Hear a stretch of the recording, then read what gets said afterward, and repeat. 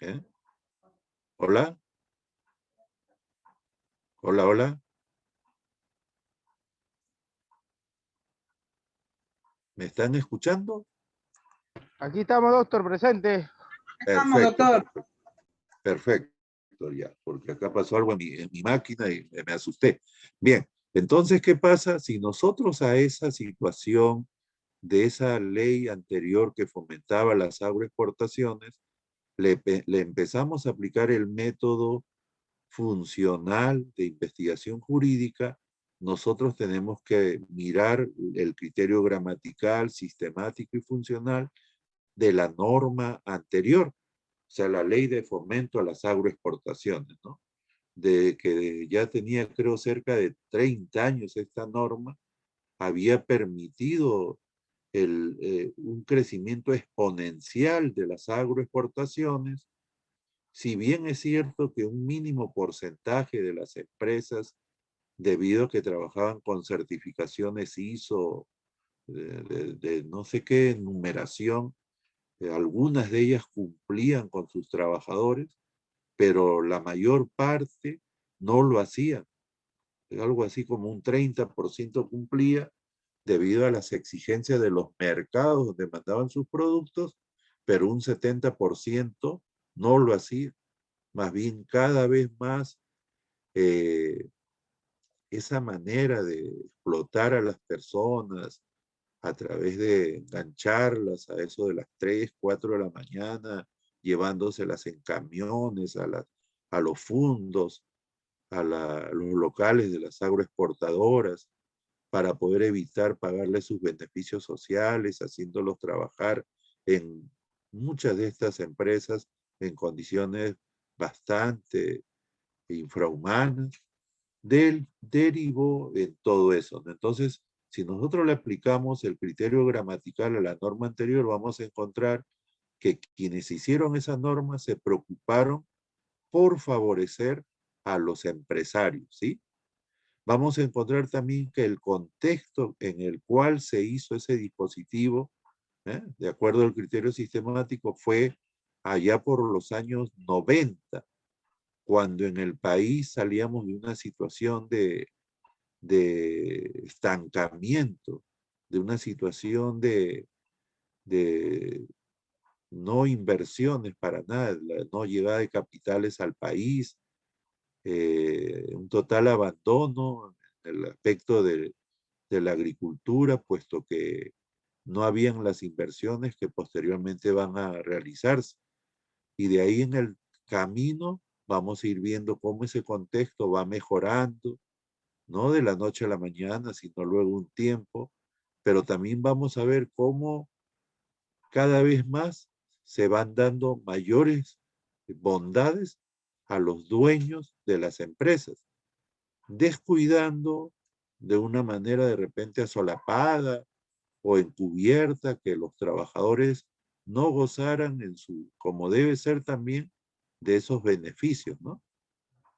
Entonces, cuando nosotros hacemos ese análisis del contexto normativo, cómo era la norma anterior a esa ley de fomento de las agroexportaciones, cuál fue la situación al inicio, a la mitad y luego cuando revienta el chupo, el 2020, nosotros estamos haciendo uso del criterio sistemático que te plantea el método funcional. Es más, para poder profundizar aún más, tú empiezas a ocultar quiénes hicieron esa ley, de qué agrupaciones políticas fueron, qué tanto se relacionaban ellos con los dueños de esas empresas agroexportadoras al inicio, a mitad y al final de todo ese proceso que derivó en esa lucha del año que pasó. Entonces, cuando tú haces ese análisis de cuál fue esa intención del legislador, cuáles fueron esos fines y valores que lo llevaron a plantear y defender para que se apruebe esa norma, tú estarás buscándole el criterio funcional a ese dispositivo, ¿eh? Y de esa manera tú habrás cumplido con aplicar esa norma en específico este método llamado método funcional. Claro que esa es la médula de la investigación que uno hace cuando trabaja con el método funcional. Recuerden ustedes que para cualquier trabajo de investigación en una universidad, sea en pregrado, posgrado, siempre cada casa de estudios tiene su estructura para lo que es el plan de tesis, proyecto de tesis, y también para lo que es el informe final o la tesis concluida. Y dentro de la parte de la metodología que siempre va a haber tanto en el proyecto de tesis como en la tesis, debe aparecer en esa parte donde dice aspectos metodológicos, metodología de la investigación, metodología así a secas. ¿Qué método estás utilizando tú o vas a utilizar para tu futura investigación o para la investigación realizada? Hiciste uso de él, ¿eh? Entonces ustedes tienen que conocer necesariamente, acordarse que hay estos métodos que estamos estudiando, ¿ve?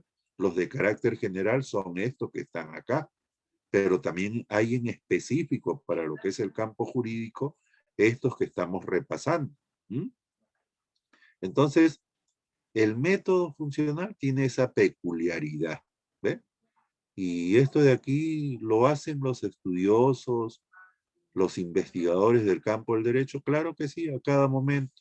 Cuando ustedes agarran, por ejemplo, esas colecciones de Gaceta Jurídica y por ahí ven un abogado que ya ha logrado cierto prestigio y escribe un artículo relacionado a tal aspecto del campo del derecho, de repente está haciendo uso del método funcional.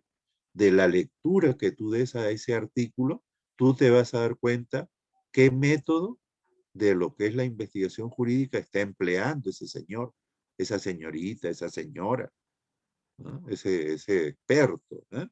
Entonces ustedes también, para poder más adelante poder realizar sus investigaciones, tienen que conocer esto, que está dentro de metodología de la investigación jurídica en su segunda parte, y en la primera parte hemos visto cosas también interesantes, ¿eh? Bien, pero estos tres que hemos visto serán los únicos métodos para trabajar en el campo del derecho. No, señores. También hay este de acá, que es el llamado método sociológico, ¿ya? Pero para que esto no sea un monólogo, que solamente quien les habla esté haciendo uso de la palabra, vamos a invitar a alguno de ustedes para que voluntariamente lea lo que está en esta presentación. ¿Alguien que quiera colaborar con este anciano profesor? Hola, ¿algún voluntario o voluntaria? Doctor, buenas noches, A ver, voluntario. Marzano, ¿cómo está usted, Rolando?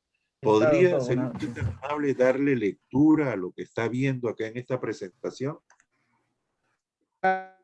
Doctor, método sociológico, Ya, definición. Consiste en la interpretación de las instituciones jurídicas expresadas en el derecho objetivo a partir del análisis del hecho social o momento social en el que se originó. ya, muy bien. A ver, dale otra lectura, Marzano, a partir de donde dice consiste nuevamente, pero Ya, despacio ya está. para poder Ya, darle sentido a esto. ¿Ya? A ver. listo, doctor. Definición. Consiste en la interpretación del derecho a partir del análisis del hecho social o momento social en el que se originó. Se ha puesto media caprichosa la señal, mi estimado Marzano, no se le ha escuchado. Ya. Entonces, miren ustedes, ¿me escuchan a mí? Si fueran tan amables, por favor, ¿cómo está el audio? Hola, hola.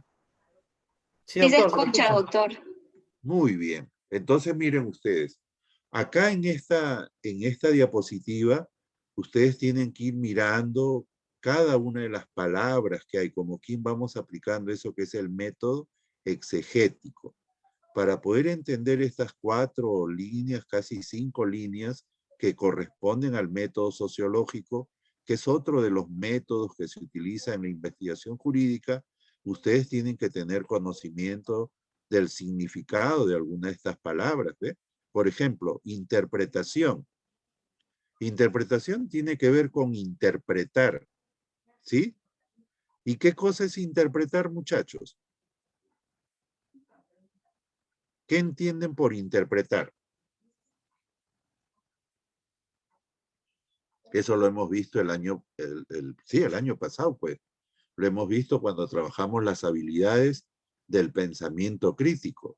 Y esto estaba en el nivel literal inferencial. Sí, en el nivel inferencial. Ahí decía interpretar. Les voy a hacer recordar. Interpretar. Siempre que ustedes vean la palabra interpretación, interpretar, ¿eh? Realice la interpretación de tal cosa, significa que ustedes le den sentido a lo que están viendo, ¿no? Por ejemplo, cuando ustedes hagan su tesis, ustedes van a aterrizar en cuadros estadísticos, en gráficos de pastel, de barras, ¿no? Y ahí va a estar el cuadro, su gráfico, y abajo de eso va a decir interpretación. Y a continuación, ahí ustedes van a poner lo que ven en ese cuadro estadístico y también complementarlo con el gráfico que reflejan ambos la misma cosa, ¿no? Y ustedes tendrán que decir, en el cuadro, en la tabla número tanto, se puede apreciar que tal que corresponde a tal cosa. Así tenemos que tal porcentaje está ubicado en tal categoría, tal en otra categoría y así, habiéndose obtenido un total de una media aritmética tal que se ubica en la categoría tal. Igualito, cuando ustedes le presentan, vamos a suponer, ustedes agarran el diario los domingos y agarran un diario, se me ocurre, La República, ¿sí? Y ustedes ven que ahora cada semana están saliendo las encuestas, ¿sí? Y que se basan en cuestionarios, ya hemos dicho, ¿sí? Entonces, estas encuestas están procesadas y están con infografías, dibujos a color y todo eso, ¿no? Entonces, ustedes ahí hacen uso de su habilidad de interpretar. ¿Por qué? Para no leer todo lo que está escrito en el texto que va acompañando esos cuadros, esos gráficos de barras, esos gráficos de pastel o esas infografías que también tiene los resultados de ese estudio, ustedes no leen, sino se van de frente a los cuadros que les presentan, ¿sí? A los porcentajes. Ah, mira, ve, la intención de voto va así. Ah, caramba, mira, en el sector socioeconómico D y E, donde tiene más jale tal candidato, pero mira, ella tiene su jale en el sector A y B. Caramba, eso debe ser porque ahí está la gente adinerada. Y así se ponen a ustedes darle sentido a esa información que les ha compartido ese diario de circulación nacional. O también entran por internet y encuentran cosas interesantes y le buscan sentido a lo que están viendo, ¿no? Cuando ustedes hacen eso, ustedes están interpretando, ¿ya? Perdón. Entonces, cuando hablamos del método sociológico, muchachos, en el campo de la investigación jurídica, que dice, consiste en la interpretación de las instituciones jurídicas expresadas en el derecho objetivo. ¿Ve? Hasta ahí hay un entrevero. El derecho, lo objetivo es lo real, lo que se vive en el día a día, ¿no? Porque lo contrario es lo subjetivo, que es lo que está en nuestra imaginación, ¿no? Esto también ustedes tienen que darse siempre cuenta. El derecho objetivo tiene que ver con todo aquello relacionado al campo jurídico, pero que se vive en el día a día, que no es producto de nuestra imaginación, de nuestra ilusión, de nuestro sueño, sino de todo aquello que se da en la sociedad, como por ejemplo el trabajo que realiza la Policía Nacional esforzadamente para capturar a las personas que están al margen de la ley. También es objetivo aquello que cuando de repente ellos ya han hecho su trabajo, resulta que a la semana, ni a la semana, a los 3 días, las personas que les tocó, le costó trabajo en base a inteligencia, operativos, tiempo que dedicaron, sueltas. caramba, y ustedes dicen, ¿qué pasa? ¿No? Y de ahí nos vamos enterando que hay personas que no toman en cuenta su ley orgánica del Ministerio Público, ley orgánica del Poder Judicial, que forman parte de todo ese campo que es el derecho objetivo, ¿no? Y así también vemos en el campo tributario, en el derecho constitucional, a raíz de todas estas propuestas que están habiendo ahora, por ejemplo, de buscar cómo elegir a los tribunos del Tribunal Constitucional, ya no hacerlo a través de una elección vía Congreso de la República, sino el planteamiento de uno de los candidatos de que la elección de los tribunos se haga mediante el voto de las personas, así como cuando vamos a elecciones, para que las personas que sean elegidas, de acuerdo a esa intención, ese deseo, ¿no?, que tienen aquellos que están haciendo esa propuesta, ya no estén amarrados a esos lobbies que se forman en el Congreso o en las empresas que tocan la puerta de sus congresistas y de alguna otra manera manejan la elección y al final salen personas que cuando están en ese organismo autónomo del Estado fallan, por ejemplo, perdonando una deuda que tiene Movistar, la ex Telefónica, con el Estado por cerca de 800 millones de soles, cuando nosotros necesitamos con urgencia para poder enfrentar esto que estamos viviendo, ¿no? Y resulta que eso también es algo que forma parte del derecho objetivo, porque detrás del Tribunal Constitucional hay toda una legislación plasmada en la Constitución Política del Estado, en lo que es el derecho constitucional, lo que es las normas que tienen que ver con este organismo autónomo del Estado. Y que nosotros podemos hacer esa interpretación de esas instituciones, ¿no?, expresadas en eso que es el derecho objetivo, pero ¿cómo? A partir del análisis. ¿Eh? Y aquí hay otra habilidad que ustedes estudiaron y practicaron en el ciclo anterior. ¿Recuerdan ustedes qué cosa era análisis?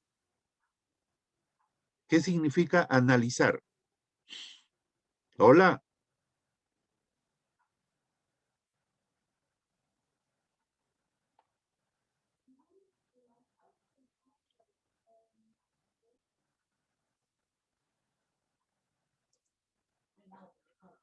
A ver. Examinar detalladamente, doctor. Por ahí va, muy bien, esa es una idea muy interesante. ¿Quién participó? María Alejandra, me parece. Gutiérrez Tito. Ah, Wendy, muchas gracias, Wendy. Muy bien, por ahí va. Qué más entienden por analizar? A ver, Aldo.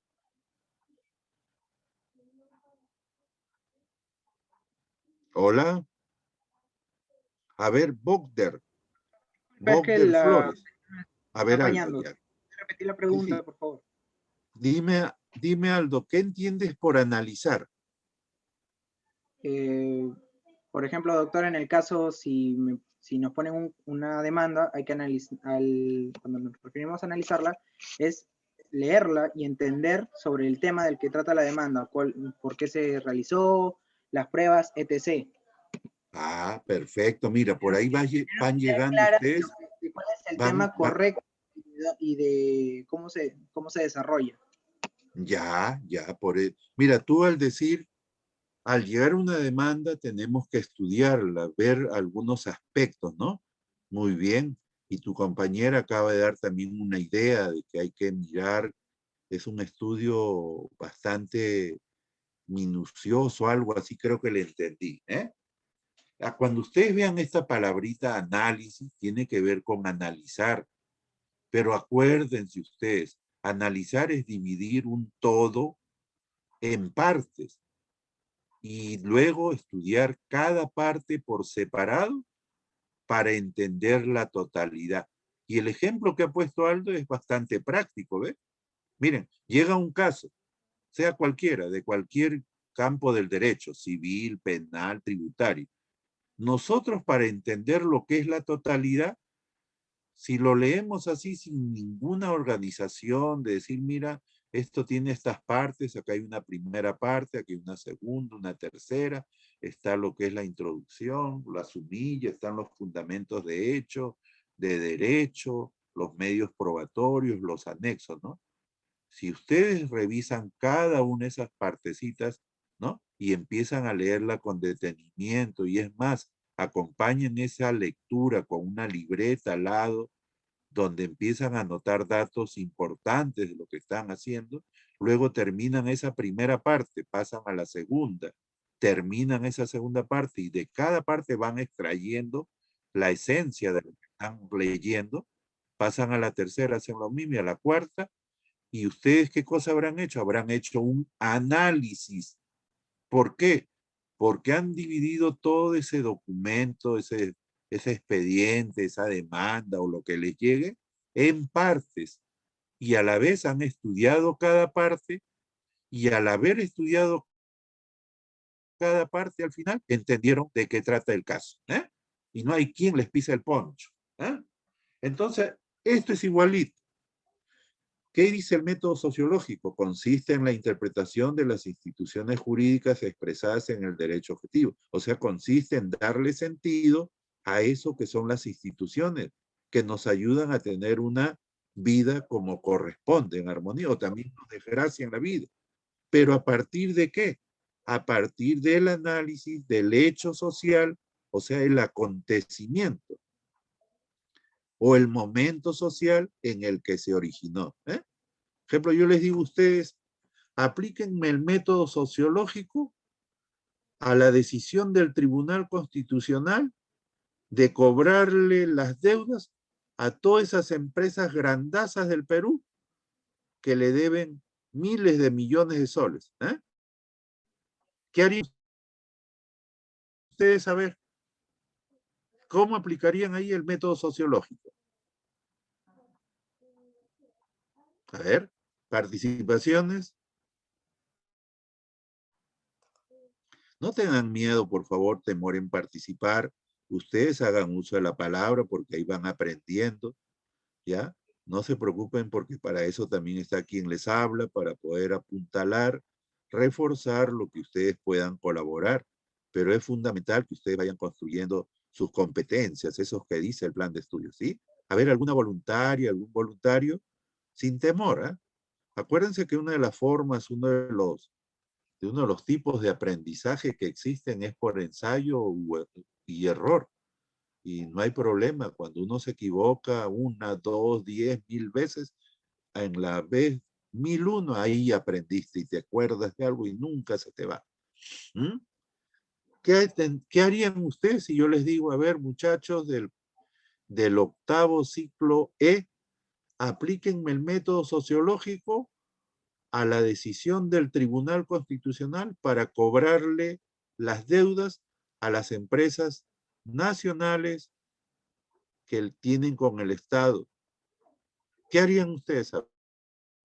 ¿Cuál sería el camino que seguiría para aplicar esto que es el método sociológico, que como ustedes ven tiene su médula principal en lo que es interpretación, pero antes de eso en lo que es el análisis? ¿Qué harían? A ver.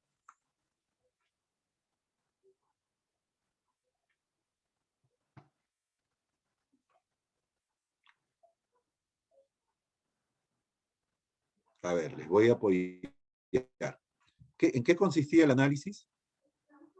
En dividir un todo en partes. Ah, muy bien. Entonces, el hecho social, ¿cuál sería en este caso?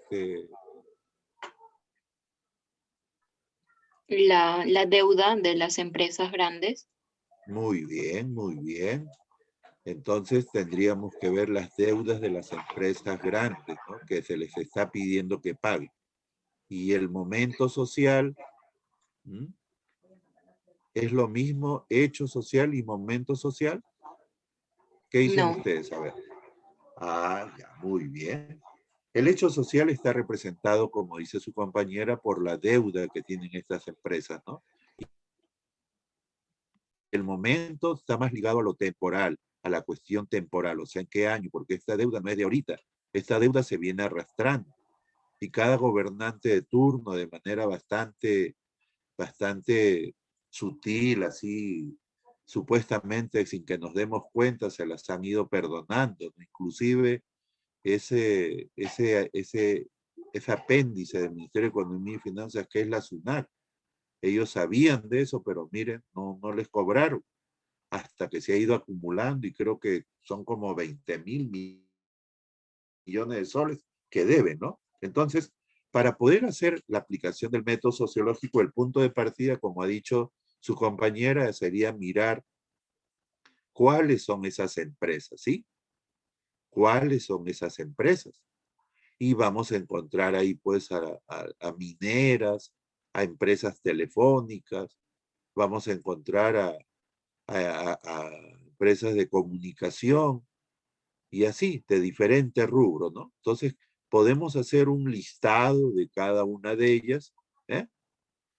Por ejemplo, se me ocurre algo así como las 6 más importantes deudoras.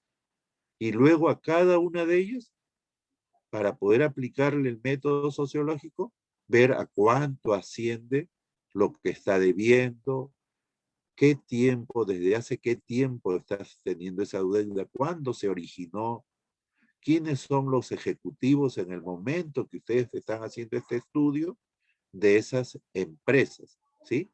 Y así, una por una, la estudian y al final le va a quedar a ustedes un conjunto de datos, de información, de conocimientos sobre ese tema. Y entonces ustedes habrán aplicado el famoso método sociológico, ¿ya? Entonces el método sociológico tiene que ver con eso, por ejemplo, cuando ustedes para sus proyectos de tesis, títulos tentativos que presentaron, ustedes establecen el contexto en que el cual van a hacer su proyecto de tesis, ¿no? Y por ahí ponen en la provincia de Nazca, en la provincia de Ica, o en el Perú, ¿eh? Y además también le agregan el periodo de tiempo que va a comprender el estudio que van a realizar. Y ustedes ponen años 2018 al año 2020. Por eso es que nosotros cuando estudiamos tipos de investigación, por su relación con el derecho, veíamos que había un tipo de investigación que se llamaba sociológico funcional. ¿Y eso por qué? Porque ese tipo de investigación ubican en un momento, en un lugar determinado y en un momento determinado el acontecimiento, el problema de estudio que tú vas a llevar a cabo, ¿eh? Entonces, otra de las opciones en cuanto a métodos de investigación jurídica estimados estudiantes es el famoso método sociológico, ¿ya? Y luego de eso, ¿qué tenemos acá? A ver, ¿quién me ayuda con la lectura? Porque ya se me está secando la garganta. A ver, Cabero. Uber, ¿puedes apoyarme, campeón, con la lectura de lo que estamos apreciando? Hola, hola.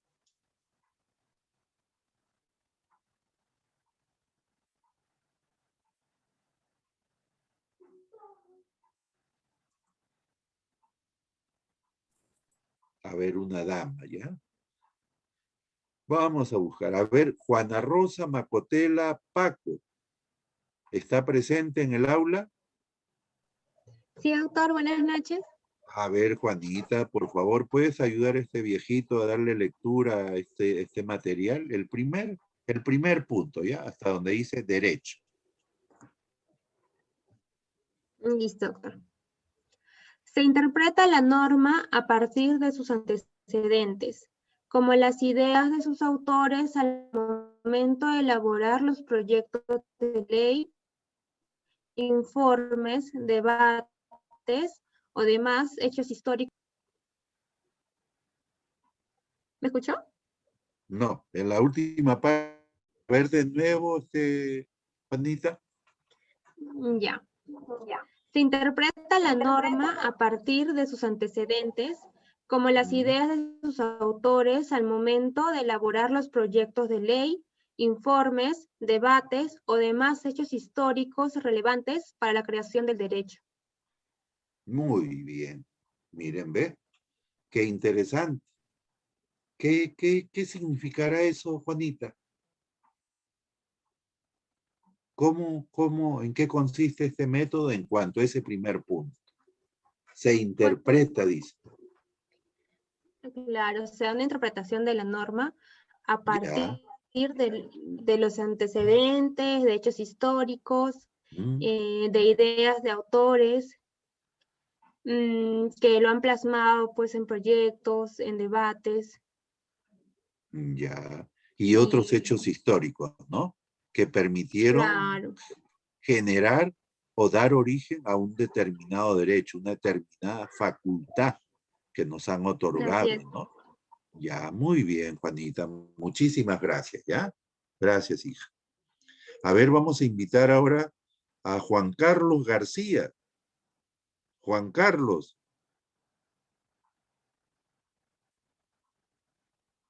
Hola, hola, hola.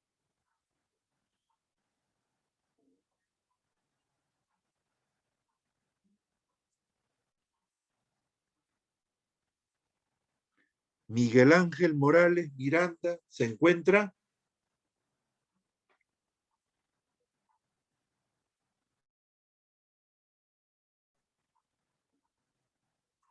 A ver, vamos a pasar un ratito a asistencia para ver si están presentes mis estudiantes de la sección E, antes que se me acabe el tiempo y no pueda tomar la asistencia a todos. A ver, vamos a corroborar. Quiero comprobar una hipótesis que me he planteado ahorita con ustedes. Ojo que yo no estoy tomando asistencia por intranet, porque si no, los voy a molestar. Acosta Máximo.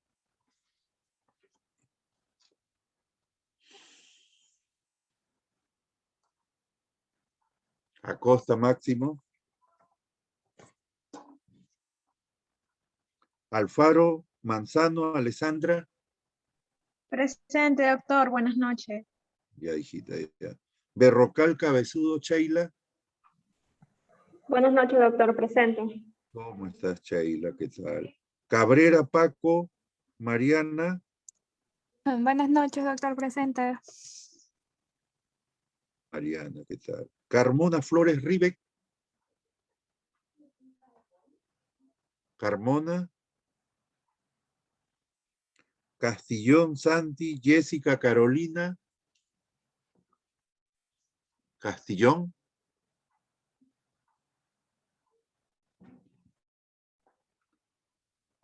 Cabero Hernández Uber. Presente, Cabero doctor. Hernández. ¿Cómo está, Presente, Uber? doctor. ¿Qué tal? ¿Qué tal? Ya, sí, no te preocupes, ya te puse tu asistencia. Coragua Prado Efraín. Coragua. Presente, doctor. Cochachi Suárez Yuri. Coragua, ¿no? Presente, doctor Cochachi. Doctor, Coragua Ya, Prado, correcto, presente, correcto. disculpe.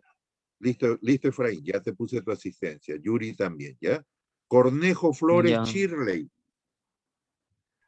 Doctor, buenas noches. Presente. ¿Cómo está Chirley? ¿Qué tal?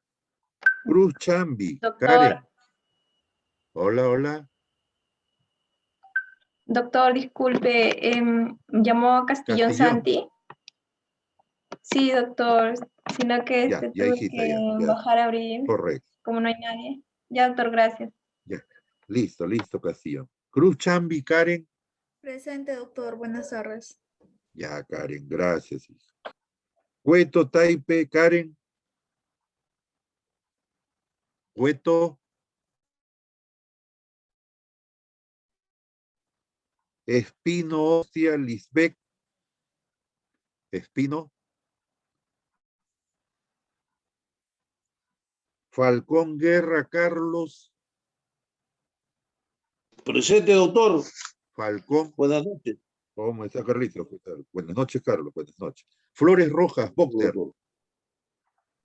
Doctor presente, buenas tardes. Listo, Bogder. Gracias. Galvez Arquíñiga, Edwin. Galvez, Edwin. García Rivas, Juan Carlos. Presente, doctor. Buenas noches. Ya, listo, campeón. Geldre Caña María Alejandra. Presente, doctor. Buenas tardes. Ya, María Alejandra.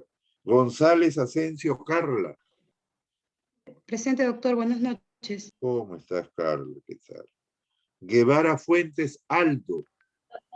Presente, doctor, buenas noches. Muy bien, Aldo. Buenas noches. Doctor, disculpe. Una Sí. compañera se le acaba de pagar su laptop y ella estaba en la clase y ahorita me dice que está en espera. A ver, a ver, a ver. Vamos Ramírez a mirar. Serna. Ya, ahorita vamos a solucionar eso. Sí, sí, acá la tengo en espera. Listo, ya la admití, ¿ya?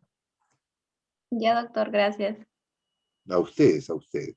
Gutiérrez Tito Wendy. Presente, doctor. Ya. Herencia Bendezú Ciro. Buenas noches, doctor. Presente. ¿Cómo está, maestro Ciro? Buenas noches. ¿Cómo está, doctor? Guamán Palomino Carlos Roberto. Presente, doctor. Guamán. Buenas noches. ¿Cómo Presente, está, don doctor. Buenas noches.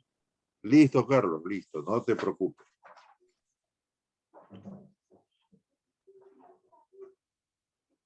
Lucero Altamirano Fabio. Presente, doctor. Buenas noches. Lucero. ¿Cómo está, maestro Fabio? Macotela Paco Juanita. Presente, doctor. Buenas noches. Ahí está, Juanita. Malqui Gómez Denis. Presente, doctor. Buenas noches. ¿Cómo está, maestro Denis? Mamani Tipo Rogelio. Presente, doctor. Buenas noches. ¿Cómo está, maestro Rogelio? Marzano Rojas Rolando Roberto. Presente, doctor. Buenas noches. ¿Cómo está, don Rolando? Está, doctor. Morales Garavito Jaime.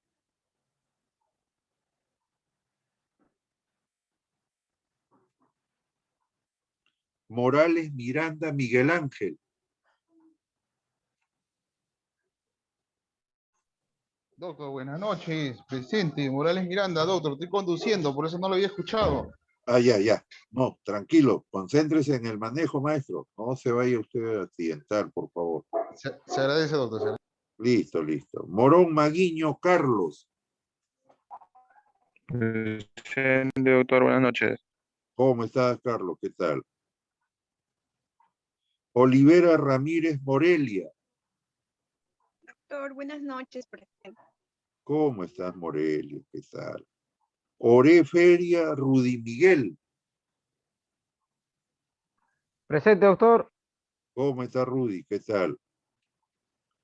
Pariona Quispe Yorli. Presente, doctor, buenas noches. ¿Cómo estás, hijita? ¿Qué tal? Pecero Ramos Eric. Buenas noches, doctor. Presente. ¿Cómo está el maestro Eric? Peralta Bernaola Yadira. Buenas noches, doctor, presente. ¿Cómo está Yadira? ¿Qué tal? Pillaca Vargas María Fernanda. Buenas noches, profesor, presente. ¿Cómo está María Fernanda? Purilla Janto Caterine. Purilla.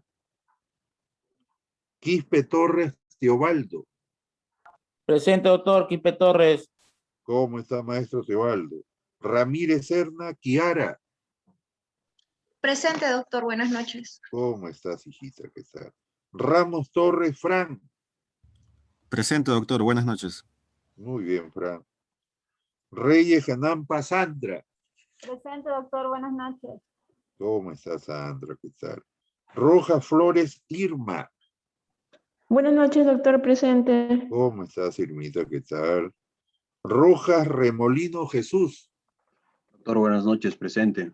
¿Cómo está, maestro Jesús? Sánchez Mucha Giancarlo. Presente, doctor, buenas noches. ¿Cómo está el maestro Giancarlo? Silva Casavilca Fiorella Angelina. Presente, buenas noches. ¿Cómo está Fiorella? ¿Qué tal? Sotelo Pisconte Olenka. Presente, doctor, buenas noches. ¿Cómo está Olenka? ¿Qué tal? Suiney Wong Shirley. Presente, doctor, buenas noches. ¿Cómo estás, Shirley? Vera Núñez Edinson. Vera.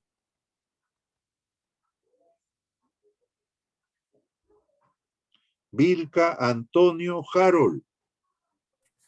Presente, doctor, buenas noches. ¿Cómo está el maestro Harold? Buenas noches. Vilca Pizango Caterín Arián.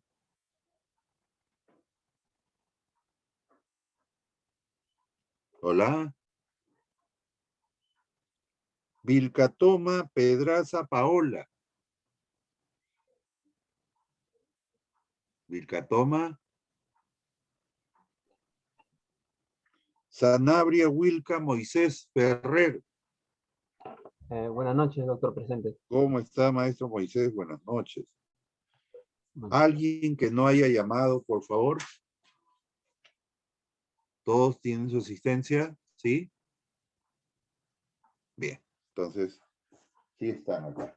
Esto me va a ayudar para poder trabajar. Bien, muchachos. Entonces vamos a seguir con el compartir. Ojo que esta semana lo que estamos haciendo es un poco reforzar lo que ustedes trabajaron a inicios del ciclo anterior, porque ya a partir de la semana que viene vamos a empezar a fortalecer esa matriz de consistencia, ¿ya?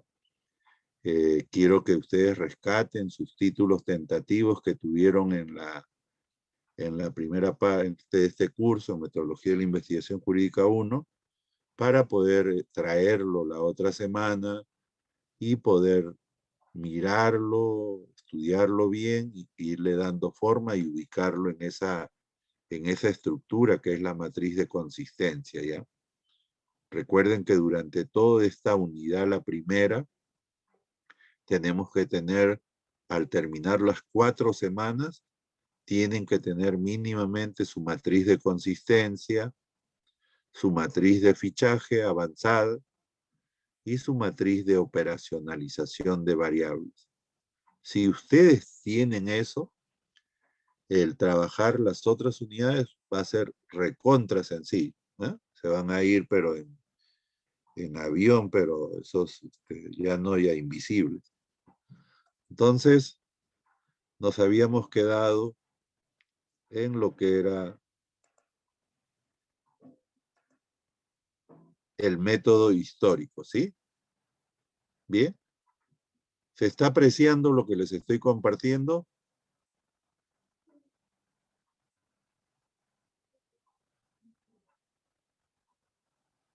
Sí, doctor. Se aprecia ya. Entonces, miren, muchachos, este es otro de los métodos que nos puede servir para hacer trabajos de investigación jurídica. Este método trata de estudiar aquellos derechos que en el camino, en nuestra existencia como seres humanos, nosotros hemos ido logrando arrancar en cada etapa de nuestra existencia humana, desde tiempos inmemoriales, ¿no? Recuerden ustedes que los seres humanos hemos atravesado por diferentes momentos en la historia de querer ser mejores seres humanos, en eso que se llama humanización. Y esa humanización ha tenido que ver que en el camino hemos ido logrando el reconocimiento de ciertos derechos, libertades, ¿eh? Y esto de aquí básicamente están agrupados en los llamados derechos humanos que tenemos nosotros, ¿sí? Ustedes ya seguramente, si es que han llevado derecho constitucional o por cultura jurídica, ustedes saben que los derechos humanos tienen sus generaciones. Hasta el momento se habla de 3 o 4 generaciones, ¿sí? La primera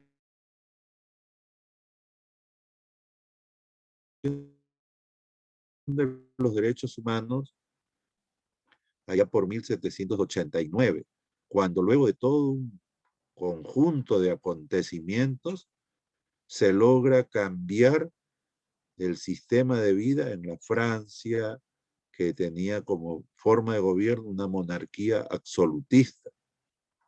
Ahí se produce la primera generación de los derechos humanos, que está relacionado a los derechos personales, derechos individuales. ¿Eh?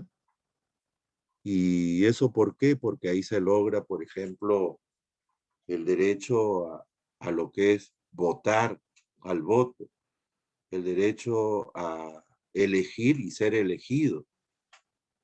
¿Mm?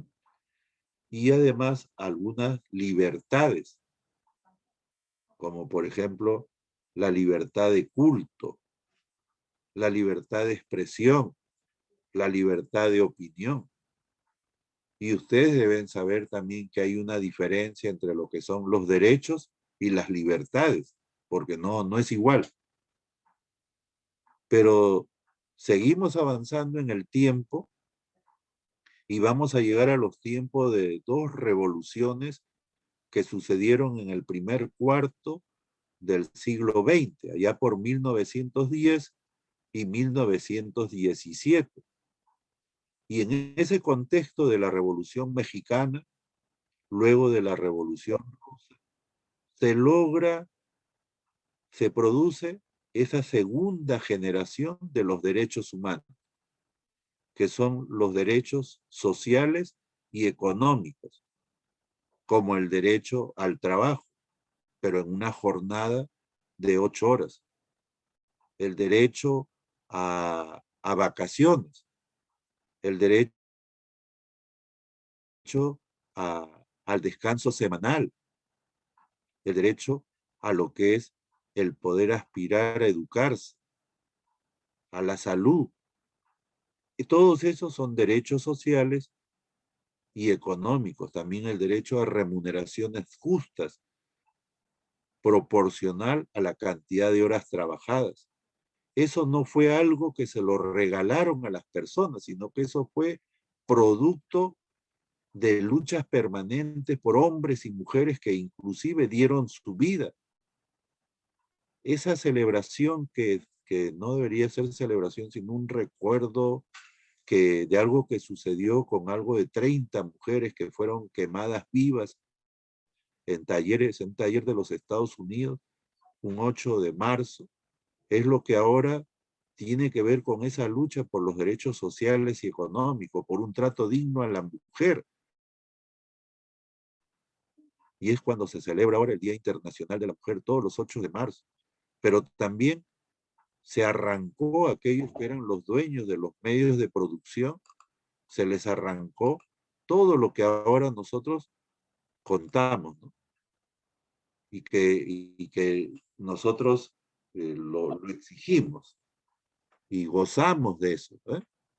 Pero eso fue producto de luchas, de muertes, de derramamiento de sangre, de prepotencia, de posición verticalista de aquellos que eran dueños de las empresas, de los centros de producción, y que eso de ahí ha pasado a la posteridad, como lo que dice acá, la creación de un derecho, o sea, de una facultad que te reconocen las normas nacionales e internacionales.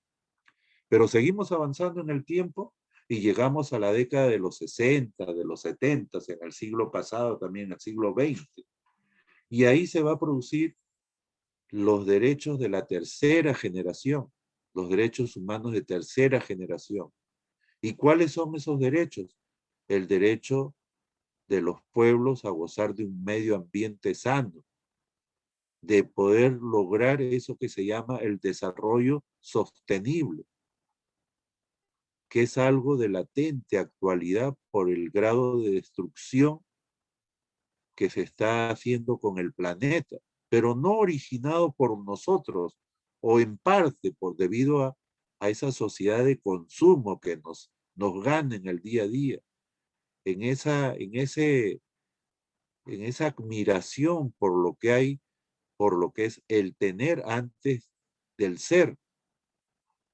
Todo eso, de alguna otra manera, está llevando al planeta y lo va a llevar a una de sus crisis peores que la del COVID, que más o menos, de acuerdo a las proyecciones, a la perspectiva que hay, se espera al 2030, o sea, dentro de 9 añitos. ¿Y eso debido a qué? A que personajes como, por ejemplo, Donald Trump, el expresidente de los Estados Unidos, piensa que esto de la contaminación es un cuento. Entonces, eso también, que es el derecho a vivir en un mundo sano, con un ambiente sano, a lo que es el desarrollo sostenible, que consiste en consumir en la actualidad, pensando en las generaciones futuras, es algo que se ha arrancado en el camino y que se sigue luchando por eso, puesto que hasta ahorita hay empresas insensibles que arrojan sus relaves a los ríos, sus desechos de lo que producen en sus plantas procesadoras de harina, de aceite de pescado, al mar.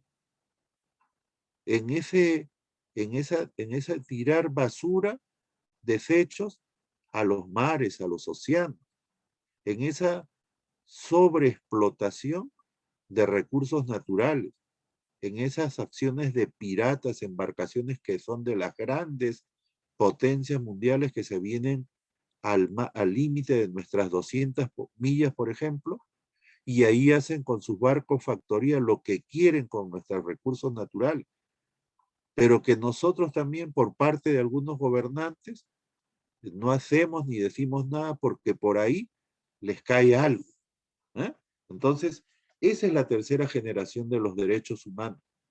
Y se habla actualmente, ya que vivimos en este siglo XXI, con un desarrollo exponencial de las famosas TIC, que son las tecnologías de la información y la comunicación, que ya se está luchando dentro de lo que es la cuarta generación de derechos humanos, que tiene como un derecho principal el derecho a la inclusión digital.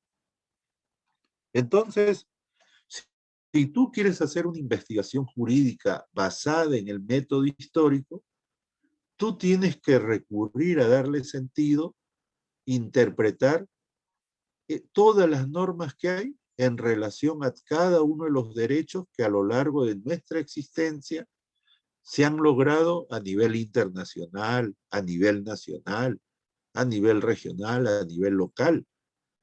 Pero ¿a partir de qué?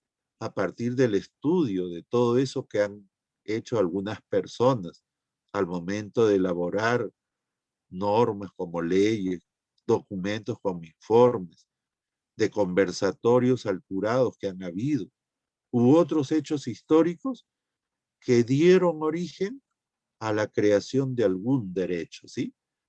Y hay cantidad de cosas a las cuales se les puede aplicar el método histórico. Entonces, el método histórico es aquel método que tiene que ver dentro de lo que es la metodología de la investigación jurídica, que te permite estudiar a ti cada una de esas grandes conquistas plasmadas en derechos que hemos logrado. Pero para eso tienes que ir haciendo lo que se dice acá, darle sentido a las normas, tomando en cuenta todo eso, ¿eh? Y para eso, ¿qué se tiene que hacer? Se tiene que retroceder al pasado y ver en el camino cómo han ido evolucionando, han ido ayudando a transformar, a que se cumpla el derecho adquirido, ¿sí? Todo lo que nosotros tenemos ahorita puede ser objeto de estudio, ¿no? Ahorita que estamos sobre todo en esta puja entre los dos candidatos, aquellos que de repente han elegido o tienen como opción el plantear un cambio ante el estado de cosas que se ha vivido en estos últimos 30 años, se les pone adjetivos que realmente a veces son puestos así por así nada más, se les tilda que son seguidores de una propuesta, una doctrina que en ninguna parte del mundo se ha instalado, ni en la ex Unión Soviética, ni en la China, como es el comunismo, porque máximo se ha llegado hasta lo que es el socialismo. Y en la década de los 80, 90 hubo una crisis en ese mundo del socialismo, pero el socialismo ha seguido existiendo y se ha fusionado con cosas positivas del capitalismo y ha surgido países, por ejemplo, como China, Vietnam, que siendo socialistas han logrado darse cuenta que también el capital, las inversiones son importantísimas y han abierto sus fronteras económicas y han permitido que también es cierto que hay una corrientes o corrientes dentro del socialismo que por no haber hecho las cosas como corresponden, los han llevado a un estado de cosas muy tristes, como por ejemplo la hermana República de Venezuela, o también una posición de principios como han tenido aquellos que en un momento de manera romántica condujeron el proceso revolucionario cubano y al llegar al poder y quedarse solos sin el apoyo de países capitalistas como por ejemplo Estados Unidos y más bien con todo momento querer destruir lo que querían avanzar, tuvieron que alinearse en su debido momento, en el momento de la década de los 50, 60, que se vivía la llamada Guerra Fría, con la posición de la extinta Unión de Repúblicas Socialistas Soviéticas, que mientras existió ayudó a ese país, me refiero a Cuba, lo ayudó en todo lo que pudo, le subsidió su economía, pero una vez que cayó el muro de Berlín en la década de los 80, el socialismo, debido a la aplicación de Gorbachov de medidas como la perestroika, el glasnost, se vino abajo y Cuba y los países satélites de la extinta Unión Soviética se quedaron huérfanos. Pero dentro de todo eso también ellos avanzaron en algunos aspectos, como por ejemplo en Cuba, en lo que es medicina, educación, que a nivel de Latinoamérica están en los primeros lugares. Pero también es cierto que en cuanto a libertades, derechos, hay muchas cosas ahí que es necesario que cambien y me parece que van en ese camino ahora con Raúl Castro y otros personajes a la cabeza. Entonces, cuando hablamos del método histórico, estimados estudiantes, ustedes tienen que manejar, además de lo que es el derecho, esa ciencia social que es la historia, que está amarrada a nuestra carrera de abogados. Los abogados obligatoriamente tienen que saber de historia, tanto de la historia de la humanidad como de nuestro país, de nuestra región, de la localidad, y eso a su vez también de nuestras normas. Cada uno de ustedes debe darse como una meta, un objetivo, el leer muchas cosas que tienen que ver con la historia de la humanidad, porque este método, por ejemplo, es una opción para hacer investigación jurídica, pero la base es que ustedes conozcan hechos históricos relevantes ligados a cada una de las facultades que hemos ido ganando. Y luego de eso también hay un método muy interesante, es el método hermenéutico, que tiene que ver básicamente con un fortalecimiento de lo que es la interpretación, de lo que es en este caso la hermenéutica jurídica, de lo que es el derecho. Pero desde el punto de vista de las normas, el aspecto normativo, el aspecto de los valores y el aspecto de los hechos, de lo real, de lo que se vive. Y dentro de eso, a partir del estudio de cada una de estas dimensiones, que son explicadas acá, de qué trata cada una de ellas, tú puedes dar un sentido a todo lo que se hace en el campo del derecho, de lo jurídico. Y para ello, dentro de cada dimensión, hay cuestiones que tenemos que revisar, ¿no? Que sería cuestión que ustedes busquen el significado de cada uno de esos aspectos para entender esta posibilidad de método para hacer investigación jurídica. Ahora, también ustedes en el ciclo 1, en Metodología de la Investigación Jurídica 1, se llevaron esto, la idea de que para hacer investigación jurídica, y que también es campo de estudio de la metodología, existen etapas. No es que de frente tú ya vas a tener una investigación, no, todo pasa por un conjunto de etapas. Y cuando hablamos de etapas, la investigación es todo un proceso, ¿no? Entonces, una primera etapa es que tú hagas la planificación, plantees tu problema. Una vez que has hecho todo eso, que ustedes lo van a hacer cuando elaboren su proyecto de tesis, van a pasar a la ejecución ya de lo que dice ese plan, esa planeación, ese planteamiento del problema. ¿A través de qué? A través de lo que es la segunda etapa, que va a consistir en recopilar la información.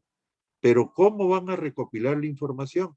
Con los instrumentos de recojo de datos que ustedes previamente más o menos proyectaron a través de su matriz de operacionalización de variables y lo plasmaron en sus cuestionarios, en sus guías de entrevista, en sus guías de análisis documental, en el instrumento que ustedes hayan dicho que van a utilizar. Esa etapa se llama de recopilación de información. Una vez que han aplicado ese cuestionario que tiene como base la técnica de la encuesta, por ejemplo, la siguiente etapa es procesar esa información que levantaron de esa muestra representativa de 50, 80 personas que le respondieron un cuestionario de 20, otro de 10, y ahí hay bastante información que hay que procesar. Y para eso hay que tabular, para poder aterrizar en los cuadros estadísticos. Si los llevas a un programa como Excel, te salen tus gráficos, y una vez que tienes eso, puedes pasar a la cuarta etapa, que es la interpretación de esa información que obtuviste. ¿Y qué cosa es interpretar? Ya hemos dicho, es darle sentido a lo que obtuviste mediante el procesamiento.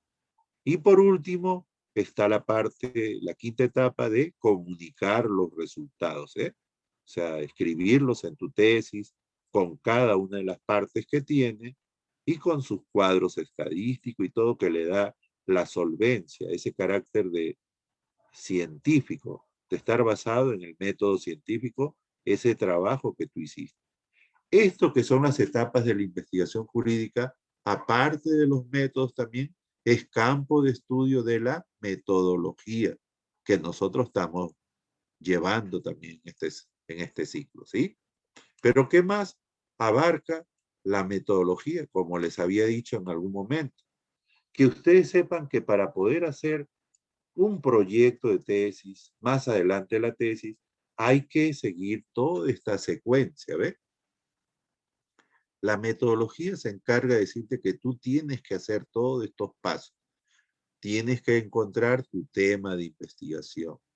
Para eso hay algunas estrategias que en el ciclo anterior se les presentaron, pero ahora nuevamente les vamos a compartir en la semana que viene para que ustedes ya definan bien su tema y además el título de su trabajo de investigación.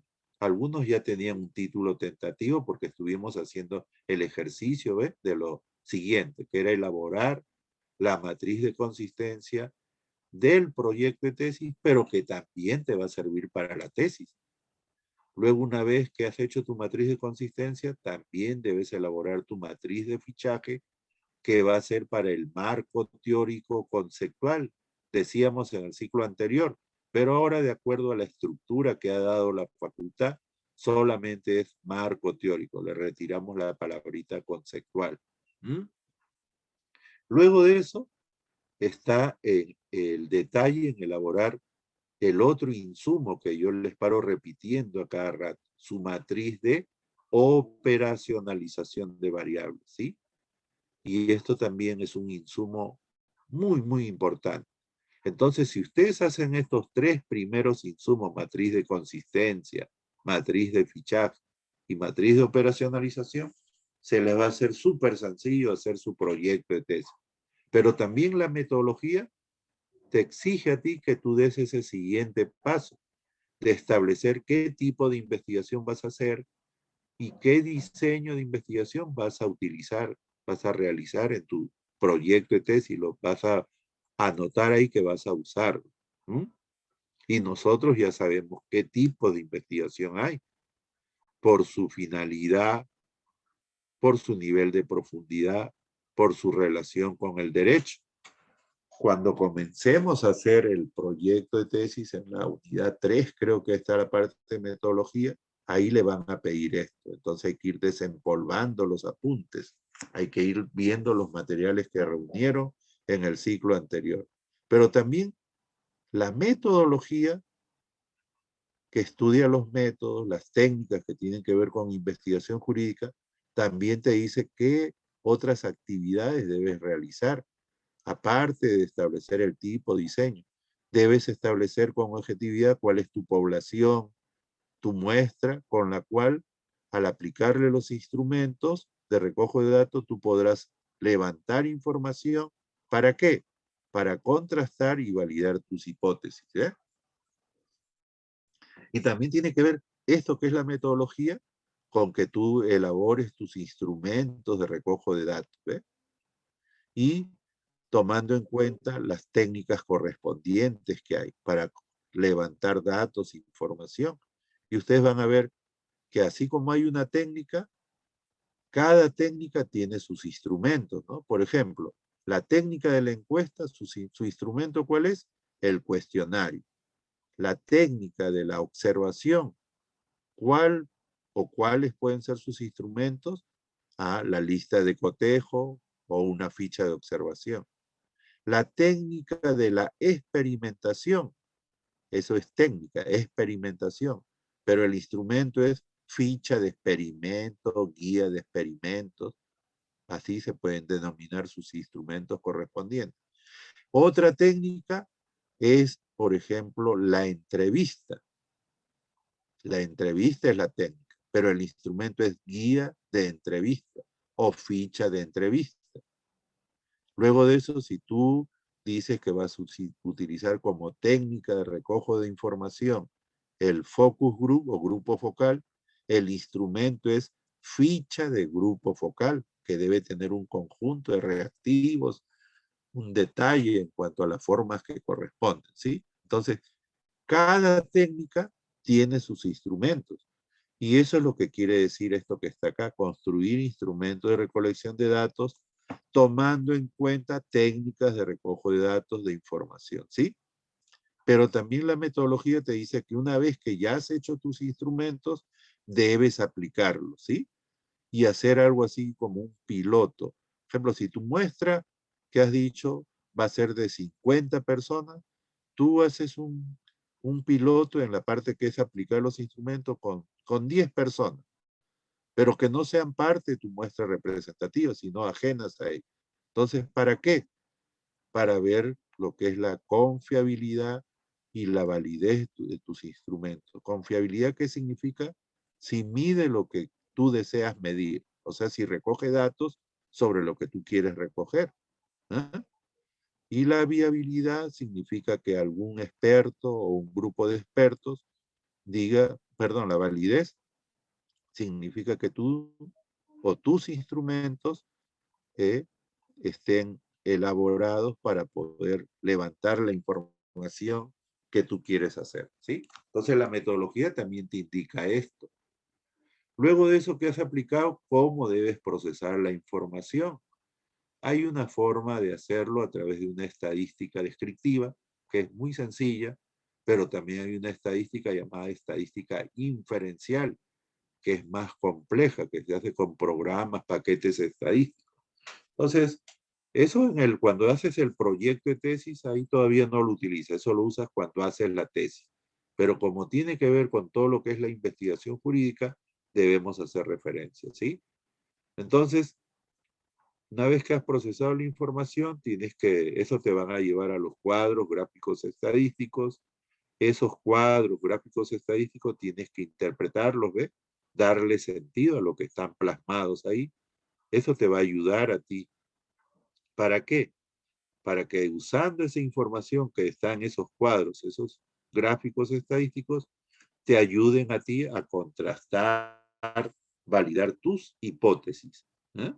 Entonces, por eso ustedes ven que hay hipótesis general, hipótesis específica 1, hipótesis específica 2. Ya, entonces estos datos que tú obtienes, estos gráficos, con eso de ahí tú vas a poder decir si es positiva o negativa la hipótesis que planteaste, ¿no?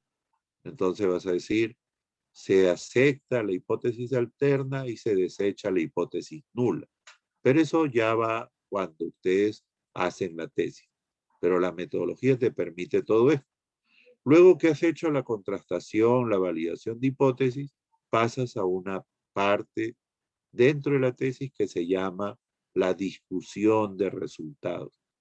¿Y qué tendrás que usar ahí? Los resultados que obtuviste, que están plasmados en cifras, en datos estadísticos, lo que dicen los antecedentes de tu trabajo, algunos autores que guardan relación al tema que has trabajado, y lo que dice las teorías sobre el tema elegido. A la fusión, a la relación que tú haces entre esos tres aspectos se le llama discusión de resultados, ¿sí?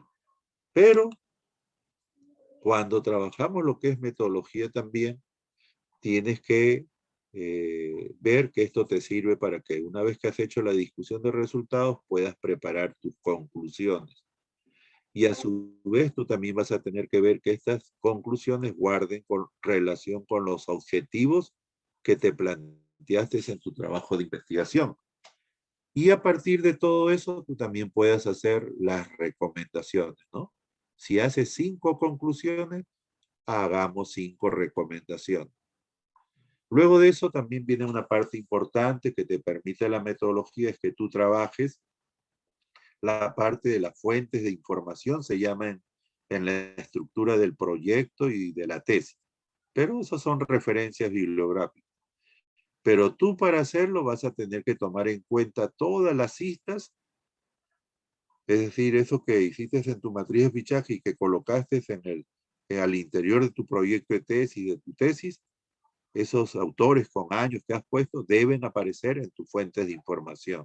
Si hiciste 40 citas, tienen que haber 40 referencias bibliográficas o 40 fuentes. Si hiciste 50, de igual manera. Ordenadas en orden alfabético de preferencia y con lo que se llama sangría francesa. Que de ahí vamos a ver que eso es solo un detalle que pide. Y por último, la metodología te permite a ti darte cuenta que tanto en tu proyecto de tesis como en la tesis, tú vas a tener que colocarle anexos, donde va a haber información complementaria a todo lo que hiciste en tu proyecto, plasmaste y en tu tesis. ¿Y eso qué va a permitir? Que le des mayor peso científico a toda la investigación que vas a desarrollar. Bien. En el material que se le ha compartido y que está alojado en el aula virtual de este curso, ustedes tienen también qué cosa es investigación jurídica, cuáles son las fuentes de donde se puede trabajar para poder hacer investigación jurídica y que corrobora lo que hemos estado estudiando en cuanto a métodos de investigación jurídica. Y así van a ver que son fuentes, o sea, se puede tomar algún problema, algún caso para hacer investigación jurídica desde las leyes, desde la jurisprudencia, desde lo que es la doctrina y desde lo que es la misma realidad social de lo que viene pasando en la actualidad.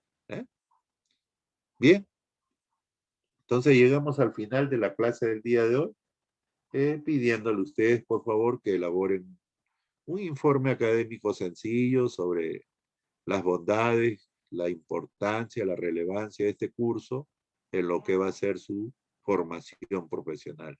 Un trabajito bastante sencillo que debe tener una estructura. Revisen por ahí la literatura. Ustedes ya también han hecho, creo, informes en el ciclo anterior. Guíense de eso y presentan ahí qué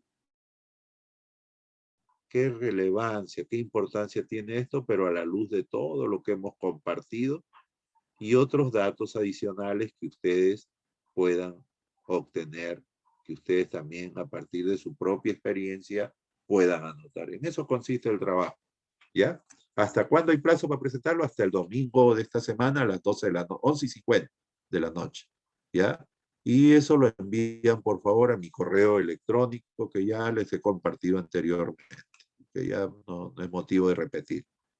No sé, si tendrán alguna pregunta, alguna inquietud, ¿están ahí o ya se fueron todos? Hola. Doctor, una consulta. ¿El trabajo lo tenemos que hacer con un formato específico, APA o algo por el estilo? ¿Cuál, el informe, Aldo? Sí. No, hijo, ha sido más. Un informe es algo que tú de manera particular presentas sobre un tema, ¿sí? Y eso sí tiene unas formalidades como hay que poner en la parte superior, año del bicentenario, 200 años de independencia, luego informe, número 001 las siglas de tus nombres y apellidos, / octavo _ derecho. Y de ahí ponen al magíster Marco Antonio Velázquez Cabrera, de sus datos de ustedes, asunto, importancia, relevancia de la metodología de la investigación jurídica en la formación profesional, referencia, pueden poner ley universitaria 3220, estatuto de la universidad, ¿aló? Y luego de eso ponen ya los datos, ¿sí? Me es grato dirigirme a usted para poner en su conocimiento que de acuerdo a la exigencia de la tarea académica de la semana 1, de acuerdo a mi perspectiva, esta materia es importante por las siguientes razones. Y pueden numerar 1 por tal cosa, 2, o también lo hacen de corrido. Y al final ponen es todo cuanto tengo que informar a usted para los fines que considere pertinentes. Allá en la parte superior también no se olviden poner la fecha, ICA, la fecha, ¿no? Y abajo, atentamente, sus datos personales, ¿sí? Si quieren eso lo convierten en PDF para cuidar la autenticidad y lo envían al correo electrónico. Sí, ¿alguien más quería preguntar algo? Ya se va a acabar, creo, la jornada. ¿De cuántas hojas, doctor? No, hijita, dos páginas máximo. ¿Para qué tanto? ¿No? Ustedes tienen que cuidar su salud. Ya más adelante sí los voy a torturar, ¿ya? Pero en el buen sentido de la palabra, ¿ya? Para que recuerden, para que aprendan, porque lo que me interesa es eso. Y hemos dicho que nuestra meta es que mínimamente ustedes hagan un proyecto de tesis al terminar las 16 semanas de trabajo, ¿eh? Y que ustedes se lo lleven. Eso es lo que me interesa. Eso es lo que vamos a tener que hacer. Este trabajo, 2 páginas máximo, no más.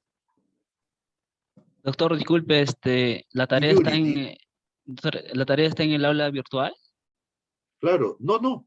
Esta vez todavía no le he puesto, hijo, porque no sé, quiero ver cómo sale con esto del correo, ¿ya? Porque a veces Ya, ahí en el aula virtual, cuando uno la aloja, hay una serie de cuestiones que hay que hacer, pero vamos a ver, ¿ya? Que también, sí, por cuestiones de calificativos, me parece que hay que ponerla a partir de la siguiente semana, ahí sí vamos a colocar en la parte de tareas del aula virtual, ¿ya?